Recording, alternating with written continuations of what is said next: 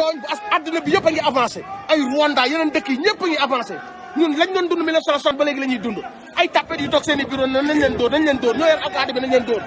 kañ lay jeex ñun doo war a continuer même suñ ñu tooñoon sax waruñ ñoo def lii su fekkoon ni ñoo leen tooñ sax waruñ ñoo def lii surtout que ñoom ñoo tooñ yoon leen day am benn caas nekk ci ginnaawam caas bi di duul mais di créer ay histoire ñëpp xam ne kii day duul amul benn Sénégalais bu gëm li kooku di wax ndax lan parce que y a des gens yi nekk ginnaaw ci ginnaaw di tirer les ficelles pour jëmale affaire bi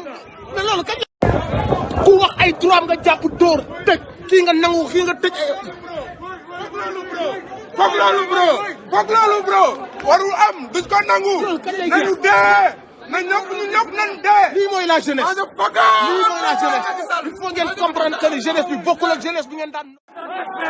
duñu si ay jaam loolu dafa jeex en fait dañoo nanguwul nekk seeni jaam loolu problème bi il faut falloir que soit ñu doxal yoon réew mi jaar ci yoon wala mu nekk nday guerre c'est à eux de choisir